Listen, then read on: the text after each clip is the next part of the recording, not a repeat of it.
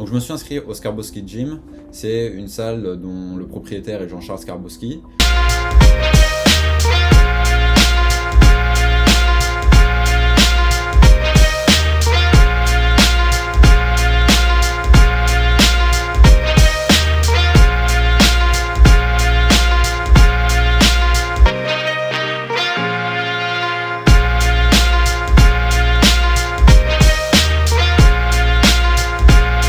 Jean-Charles Skarbowski, c'est un ancien champion du monde de boxe thaï et qui a été classé numéro 1 au stade du Raja. Donc il faut savoir qu'il y a plusieurs stades en Thaïlande, spécialement dédiés au Muay Thai, et le stade du Raja c'est l'un des stades les plus prestigieux. Et donc voilà, Jean-Charles c'est quelqu'un de reconnu dans la boxe thaï, donc je suis allé m'inscrire dans sa salle pour pouvoir m'entraîner.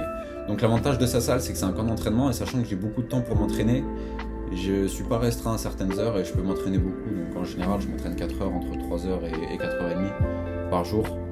Et c'est l'intérêt d'aller dans cette salle, puisque les autres salles en général c'est limité à 2 heures d'entraînement par jour, voire certaines fois, ce n'est même pas tous les jours. Donc là, je suis vraiment bien servi personnellement. Donc le premier jour, j'arrive à la salle de Jean-Charles, et Jean-Charles il est directement là. Il faut savoir qu'il y a plusieurs professeurs dans la salle, mais là cette fois-ci c'était Jean-Charles. Et donc il y a Jean-Charles qui m'accueille directement et qui m'invite à faire un sparring en anglaise. Donc Jean-Charles, franchement super sympa, et forcément il me dit de pas mettre de protège-dents. Il n'y a pas besoin de protège-dents, parce qu'on ne peut pas se mettre des grands coups de poing au point de se péter les dents, parce que pour péter les dents, il faut vraiment y aller très fort. C'est pas ce qu'on va faire. Et juste, est-ce que j'ai un petit bouton qui est parti? Ah ouais, oh génial. Tout à l'heure, je te dis, ne mets pas de protège-dents. Moi je suis plus, je suis ton adversaire. Ton adversaire, il dit de faire un truc. Non, je ne mettrai pas, je ne tu mettrai fais le truc, tu vois. Et le mec il était à deux doigts de demander de pas mettre de gants, je pense. Franchement il en serait capable. Bref. Jean-Charles incroyable, super rapide, le mec concentré, fluide dans ses mouvements, pas de mouvements inutiles, j'étais impressionné. C'est la première fois qu'en sparring en anglaise je tombe sur un gars comme ça. J'ai fait un peu de sparring, pas beaucoup vous me direz, mais franchement le mec il était vraiment rapide. Et à ce moment-là, comme moi je me disais ouais je suis un mec rapide, je suis un mec fluide et tout, concentré, tout ça. Quand j'ai vu Jean-Charles, franchement, j'ai dû le toucher une fois, et lui j'ai pas envie de compter combien de fois il m'a touché, mais franchement il était vraiment bon. Donc là je fais mon entraînement, je commence avec une fille qui fait genre 20 kg de moins que moi, donc c'est facile pour les corps à corps. Mais j'avais zéro technique, et j'arrivais même pas à la projeter au sol quand on faisait des corps à corps. Bref, nul. Donc les corps à corps c'est censé ressembler à ça. Image de corps à corps.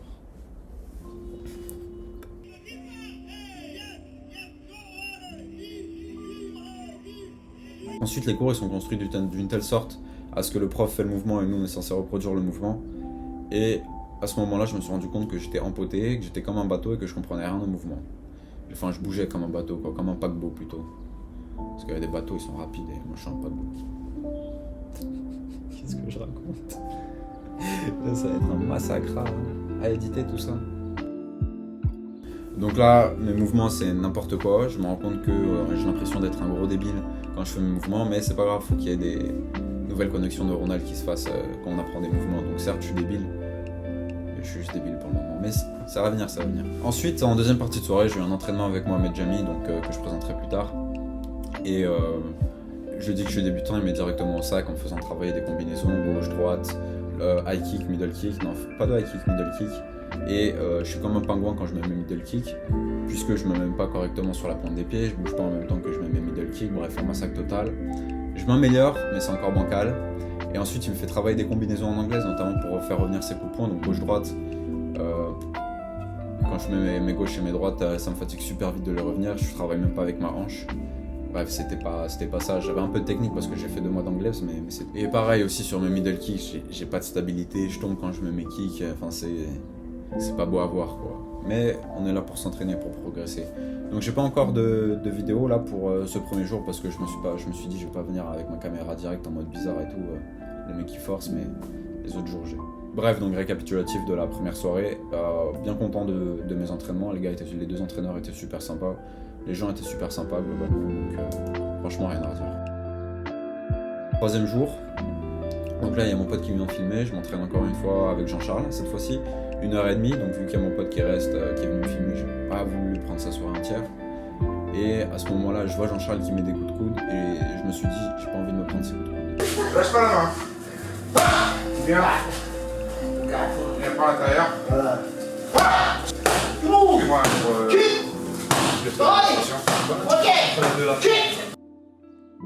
Ensuite vient le moment où je suis censé reproduire le mouvement. Et là, je me suis encore senti comme un paquebot. Enfin, je devais manier un paquebot, quoi. Mon corps, c'est un paquebot et je dois manier ça dans une mare. Je suis pas du tout fluide sur mes mouvements. Je comprends pas trop ce qu'il faut faire. J'ai du mal à l'assimiler. C'est vrai que c'est un mouvement en 2 temps. Mais pour comprendre comment est-ce qu'il faut mettre le coude comme il faut, comment est-ce qu'il faut ramener son coude, faire attention à chaque détail, déplacement de la hanche, déplacement du bras, déplacement... Bref, c'est un enfer et j'ai du mal à... Je mets au moins 5 minutes à comprendre comment mettre le coup et je le fais pas correctement. Bref, les fameuses connexions neuronales. Et sur la vidéo, on voit que je mets même pas mon coup de coude correctement. Au lieu de taper avec la pointe du coude, je tape avec l'avant-bras. Ensuite, je tape même pas correctement parce que je place pas correctement ma hanche, du moins ça c'est ce que je vois. Et ensuite, je perds mon équilibre un peu et je reviens pas trop quand je mets le coup. Donc c'est encore bancal, mais il y a du progrès déjà, en théorie. Ensuite, on fait du corps à corps, donc là, j'ai eu du mal à comprendre comment est-ce qu'on devait placer ses mains sur un corps à corps. En fait, il y a plusieurs manières de placer ses mains, mais là, cette fois-ci, il fallait bien comprendre, notamment placer à l'intérieur du coude, et ensuite l'envoyer balader le mec, ou alors ensuite, on devait mettre des coups de genoux. Quand je mettais mes coups de genoux, je perdais mon équilibre. Je savais pas avec quel coup de genou il fallait frapper. Ensuite, le coup de coude, il fallait remettre. Une feinte, pareil, je galérais, je savais pas dans quel ordre faire les choses. Mais à la fin, j'ai quand même réussi à faire le mouvement correctement. Mais je manquais de rapidité sur mes mouvements, ce qui fait que j'avais une exécution du mouvement qui était plutôt molle, quoi. C'est pas très joli à voir. Mais je suis quand même content parce que j'avais quand même mis le mouvement en tête. Ensuite, on a fait de la frappe au sac. Là, la frappe au sac, pareil, 2e jour, je perds encore ma stabilité, je bouge pas correctement quand je mets mon coup de pied. Et on voit que quand j'arrive sur mon middle kick, des fois ma jambe elle est pas totalement horizontale contrairement à l'autre gars, et je suis encore en biais, mais en direction de l'avant, en diagonale, ce qui est pas... Quand on met un middle kick, on est censé arriver à l'horizontale, quoi, et là je suis pas du tout à l'horizontale, et je manque encore de puissance. Et aussi, je fais des petits mouvements morts, des mouvements inutiles. Je sautille dès que je m'apprête à mettre un kick. Et ça, c'est vraiment à bannir, quoi. C'est pas possible de faire ça, à moins que je vais gaspiller mon énergie. Ça va, j'ai la chance d'avoir du cardio, mais c'est inutile de faire ça, quoi. Ensuite, on passe au sparring. Et là, les sparring, c'est quelque chose quand même. Parce que je me suis fait juste détruire, quoi. On commence avec un sparring pied-point, genou, on met pas trop de coups de genou et de coups de coude pendant les sparring en box taille parce que ça fait mal et pour les placer correctement c'est pas évident. Bref, je commence mon sparring et là à chaque fois qu'il y a du pied-point, je suis pris de panique entre guillemets. C'est pas que je panique vraiment, mais c'est que le mec il va par exemple me mettre une combinaison en anglaise, pam, j'essaie d'esquiver, de contrer ou quoi, mais en fait à tout moment le mec il va me mettre un coup de pied et comme je sais pas à quel moment il peut timer le coup de pied, je sais pas comment me défendre parce que je me dis si je baisse ma tête, parce qu'on va le voir sur la vidéo, mais là je baisse ma tête et ça faut pas le faire. En anglais tu peux baisser ta tête parce que tu vas pas te manger de coups de genou, mais là en box side tu peux te manger un coup de genou quand tu baisses ta tête, donc et je le fais l'erreur. Donc ça c'est pas bon pour moi et je sais pas comment du coup bouger quand je fais mes sparring parce que je sais pas s'il faut que je bouge à droite, peut-être qu'à ce moment là je vais me prendre un middle. Si j'avance je peux me prendre un front kick. Si je recule en fait je peux que reculer quoi, mais du coup faut pas reculer, je suis censé avancer. Bref, du coup c'est un massacre total, je me fais détruire par tout le monde. À un moment j'ai même pas de protège tibia ce jour là, donc je mets des middle kicks dans un mec qui protège avec son coude. Je finis avec des hématomes de partout. Ça va, j'ai de la chance d'avoir une tolérance à la douleur et surtout de pas me casser les tibias, mais j'ai vraiment pas envie de me blesser parce que quand tu cours, te blesser, il suffit de s'imaginer quoi. J'aime pas les sparring durs parce que si je fais un sparring dur et que je me fais mal, imaginons que je dois me reposer 4 semaines, sachant que je m'entraîne 12 fois par semaine, ça fait 48 entraînements que je vais rater. Un mec qui fait des sparring durs tout le temps et qui s'entraîne 2 fois par semaine, il va rater quoi, 8 entraînements. Moi j'en rate 48, c'est pas du tout pareil quoi. Bref, donc je fais tout le temps mes sparring en léger. J'aime pas trop les sparring durs parce que j'ai pas envie de m'exposer aux blessures. Ça va, on fait quand même des sparring techniques, même si des fois ça devient un peu dur, mais vas-y, je fais quand même gaffe. Pourquoi il y a des pubs là, massifs là, mais laissez-moi tranquille. Bref, j'aime pas les sparring durs. Et je préfère les sparring techniques parce que j'ai vraiment envie d'abord, dans un premier temps, d'assimiler la technique et surtout d'assimiler les contres. Parce que les contres, pour moi, c'est une horreur. J'essaie de mettre un contre. Enfin, déjà, j'ai du mal à faire le mouvement de mettre un contre. Moi, ce que je fais comme un abruti, c'est je donne ma cuisse en mode vas-y, frappe-moi. Comme un con et je me faisais juste détruire du coup. Bref, c'est un peu un massacre. Il y a 2 ou 3 trucs que j'arrive à placer, donc des contres ou quoi. Mais c'est vraiment pas fameux. Et franchement, sur les sparring, je pense que c'est là où il y a plus de progrès à faire. Et je pense que là où je vais avoir, du moins dans ma tête, là où je vais avoir du vrai progrès, c'est quand je vais pouvoir assimiler les coups des mecs, savoir quelles combinaisons sont possibles, et me dire que ok, ce timing là il est possible et je vais pas me faire détruire à ce moment là, et vas-y, je peux me lancer. Mais l'avantage c'est que j'ai pas peur de me prendre des coups. Par contre j'ai peur de donner des coups parce que je me dis à tout moment je vais fracasser la tête du mec. Donc je frappe doucement, on dirait un peu je sais pas, je frappe comme une huître. Ça frappe pas des huîtres, ça a pas de nom, l'impression elle est mauvaise là, attends. Je frappe comme quoi? T'as une idée Lucas? Comme un manchot. Un manchot? Un manchot. Un manchot. Bon, d'accord. J'ai pas de patate. Je frappe sans énergie, tout simplement. Ouais, voilà, je frappe sans énergie. Mais non, je voulais Majro. Bref, c'est pas grave. Enfin voilà quoi, les sparring j'aime bien, mais vas-y, j'aime pas me faire détruire. Enfin, j'apprends, mais j'ai pas trop l'impression d'apprendre quand même. Mais ma théorie, c'est que quand j'aurai une coquille, je vais y aller. Parce que là, je me bats sans coquille. Ensuite, sparring au corps à corps. Bon, bah là, les sparring au corps à corps, pareil, je me fais juste allumer. Je fais que de me faire foutre par terre. Parce que voilà.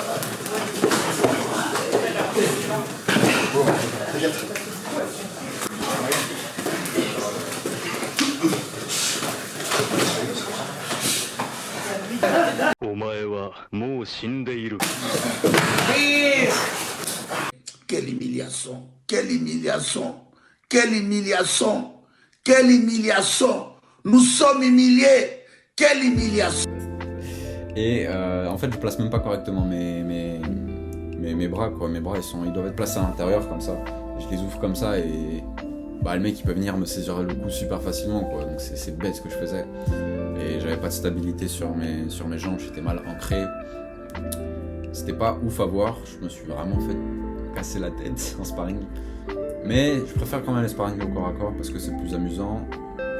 Mais enfin impossible de faire tomber les gars, quoi. Et là aussi il y a du progrès à faire. Et même quand j'ai voulu placer ce que Jean-Charles nous a appris le jour même, j'ai pas réussi à faire tomber le mec, enfin. Bref. Ah oui, une autre chose, les premiers coups on faisait du sparring au corps à corps. J'ai eu super mal au cou pendant 3 jours. Et je pense que ça, faut que je me muscle le cou. Et j'ai retenu qu'il faut que je muscle le cou, les orteils et la cheville. Sinon j'allais pas tenir, quoi. Et je vous jure que depuis ce jour-là, j'arrête de sauter comme une gazelle quand on fait les corps à corps. Je tomberai une fois, je suis tombé 3 fois. Non, je suis tombé plus que 3 fois après, mais j'arrête de sauter comme une gazelle. Bref, la conclusion de ce jour-là, c'est que je me suis fait tout fumer par tout le monde. Il y a un gap de niveau qui est pas possible. Je sais pas placer mes middle kicks correctement. J'arrive pas à placer mes gauches et mes droites au bon moment. Bref, à mon avis, il y a du travail, quoi. Mais je peux que progresser, c'est ça qui est bien. Ensuite, 3e jour seul. Ensuite, 3e jour, je suis parti m'entraîner dans ma salle pour apprendre à mettre des coups de coude correctement. Et donc là, il fallait juste que je place ma main de telle sorte à ce que mon épaule touche mon menton. Et là, il y a le coup de coude qui y va et j'arrive à taper avec la pointe du coude. Et quand on tape avec la pointe du coude, l'objectif c'est un peu de déchirer l'adversaire, de l'ouvrir, quoi. De le frotter en guillemets, pas vraiment de taper. Et je l'ai tellement bien fait que je me suis ouvert le coude. C'est bien ça. Là j'ai mal, ça fait 5 jours que j'ai mal et j'ai mal tous les jours. Et puis voilà. Et aussi j'ai compris que je travaillais en musicalité, en rythme. Donc là par exemple ça allait gauche-droite, coup de coude. Et c'est de cette manière que j'ai mes enchaînements, mes combinaisons qui rentrent le mieux dans ma tête et que j'arrive le mieux à placer, quoi, que j'arrive le mieux à placer avec un rythme correct et avec de l'énergie, quoi. Et ma théorie c'est que je dois bien travailler seul et m'entraîner sur les mouvements seul, sans professeur, parce que j'ai la fâcheuse tendance à tout oublier déjà. Je me suis rendu compte que quand j'apprenais un mouvement le soir, à la fin de l'entraînement, j'avais déjà oublié le mouvement. Donc sur 4 mouvements, sur 4 combinaisons qu'on apprend, il n'y en a qu'une seule que je retiens. Et moi par exemple, il faut que je fasse le mouvement 100 fois pour que ça m'intègre. Mais ça va, je suis résistant à la chronophagie. Ça existe le mot chronophagie, Lucas? Je sais pas. Chronophage. Ouais, je sais. Chronophage, ça existe, chronophagie. Pourquoi j'invente des mots? C'est pas bien ça. Déjà, ils vont se dire, c'est quoi cet abruti? Non, déjà la plupart ils savent même pas ce que je veux dire chronophage. chronophage, ça veut dire répétitif, quoi, dans le temps. Sur un très long temps. Ouais, mais je dis pour ceux qui comprennent pas. On sait jamais. C'est genre quand tu joues à Dofus. Vif Dofus. Ah, arrêtez de jouer aux jeux vidéo, c'est pas bien, ça rend bête. Je dis ça dans 1 heure, je joue au Call of.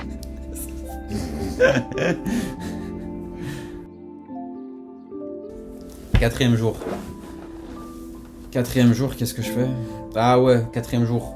Je vais dans la salle du 18e, la salle originelle.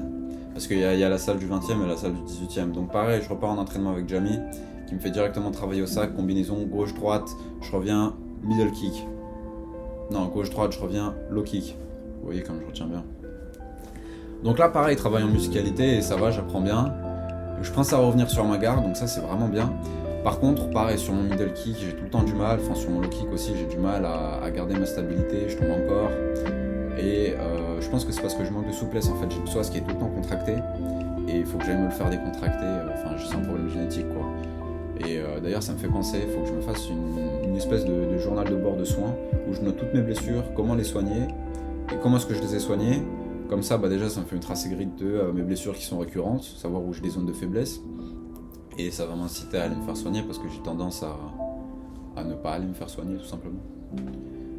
Donc bref, je travaille avec Jamie, je travaille au sac, je travaille aussi encore une fois mes combinaisons en anglaise. Cette fois-ci il me fait encore travailler ma rapidité. Et pareil, je tape comme sans énergie quoi. En fait, pour faire une petite parenthèse, j'ai remarqué qu'en ce moment j'ai pas trop la niaque à l'entraînement. Alors je sais pas pourquoi, mais peut-être que c'est parce que je manque d'énergie. Et peut-être que c'est parce que je manque de sommeil. Mais ça j'en parlerai à la fin. Ensuite, il me fait faire mon shadowboxing. Donc là, le shadowboxing, on est censé boxer dans le vide, mais pas vraiment dans le vide puisqu'on s'imagine un adversaire. Et moi, je boxais dans le vide, genre je m'imaginais pas trop d'adversaires, du coup, le shadowboxing, il est pas trop utile. Quand je mettais mes front kicks, c'était pas du tout comme Jean-Claude Van Damme, loin de là. Déjà, je tapais avec la pointe du pied quand je foutais mes front kicks, et normalement, il faut taper avec toute la plante du pied, quoi, le pied en entier. Et j'étais loin de ça, je manque de souplesse là-dessus, il faut que je le travaille. Et des fois, en shadowboxing, je suis tellement nul qu'une fois j'ai mis un middle kick et vraiment, je suis tombé par terre. La honte. Je fais n'importe quoi en fait. Franchement, c'est un peu frustrant parce que vu qu'il n'y a aucun débutant, vu que genre je suis censé être en fin d'année, je suis le seul à être comme un abruti quoi, à faire n'importe quoi. Mais heureusement que j'ai fait genre 2 mois de boxe anglaise. Bref, comme le reste, le shadowboxing c'est bancal. Ça rend absolument mal, genre je suis loin d'être comme Mike Tyson ou Mohamed Ali, mais tranquille, peut-être dans 1 an je saurai bien faire du shadowboxing.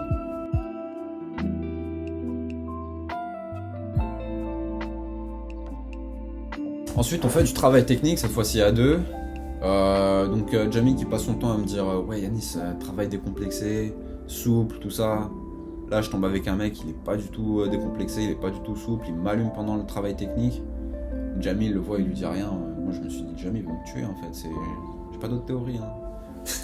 Bref, donc là j'ai un peu plus de facilité à retenir les mouvements, même si des fois c'est pas trop ça, dès que ça devient un peu plus compliqué, ou bien dès qu'il y a plus de 3 coups on va dire, dès que c'est on va dire qu'un rythme supérieur à 3 notes, 3 coups, je commence à me perdre. J'ai du mal à reproduire le mouvement, à intégrer tous les mouvements, parce que genre je sens qu'aucun mouvement n'est naturel. Donc rien que le fait de placer le premier mouvement, c'est pas facile parce que mon cerveau il doit déjà assimiler. Je dois faire par exemple, je sais pas, un coup de pied circulaire comme il faut. Et déjà rien que ça, mon cerveau il est en train de faire tout un processus cognitif pour intégrer le truc et pour me dire ok je dois frapper comme ça.